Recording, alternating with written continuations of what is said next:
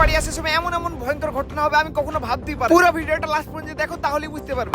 Well, সকালে উঠে আমাদের সব জিনিসগুলো গুছিয়ে একটা টোটো রিজার্ভ করে চলে যাচ্ছে এখন জংশন স্টেশনের উদ্দেশ্যে। আর স্টেশনে আসার সময় যেমনই তাকে টাকা দেওয়া হচ্ছে তখনই আমাদের সঙ্গে ল্যাপড়া বাঁধিয়ে দিয়েছে, বেশি টাকা আমাদের কাছে চাই। টোটোওয়ালার ল্যাপড়া শান্ত করে এলাম একটা এসবিআই ব্যাংকে টাকা উইথড্রল করার জন্য। সারা রাস্তা পুরো খরচ করতে হবে। স্টেশনে ঢোকার আগে সকালে কিছু খাওয়া দাওয়া করিনি, তাই চলে এলাম লুচি পরোটা খাওয়ার জন্য। জানি ট্রেনের উপর কিছু হাবা জাবা না খেতে হয়। খাওয়া দাওয়া কমপ্লিট করে ছাপড়া স্টেশনে আসতে টিকিট কাউন্টারে গিয়ে দুটো টিকিট কেটে হাঁটতে হাঁটতে 3 নম্বর প্ল্যাটফর্মে চলে গেলাম। আর কিছুক্ষণ অপেক্ষা করার পর ফাইনালি আমাদের ট্রেনটা চলে এলো। আর আসতে আমি উপরে বসে গেছি। দেখতেই পাচ্ছ নিচে কত ঝামেলা করছে সিটের জন্য, সেই জন্য উপরে বসে ঝামেলা দেখতে দেখতে ক্লান্ত শরীরে কখন যে ঘুমিয়ে গেছে আমি বুঝতেই পারি। ঘুম থেকে ওঠার পর যেন খিদে লেগে গেছে, তাই কিছু পাড়া নিয়েছিলাম। তো শালা এমন পাড়া দিয়েছে কি পুরো খারাপ।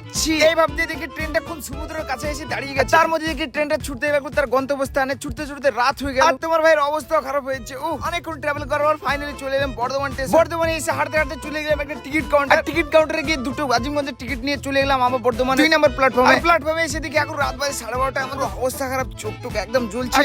ট্রেনের ভিতরে বসে রওনা দিচ্ছি আজিমগঞ্জ স্টেশনের উদ্দেশ্যে। আর এই ট্রেনটা অনেক নেই, ফাঁকা আছে। আর আজিমগঞ্জ স্টেশনে সকালে আসার পর ঘাটওয়ালাকে টাকা নদী পার করে বসে ঘরে যাওয়ার জন্য আর গাড়ির জন্য বসে থেকে থেকে দিন হয়ে গেল।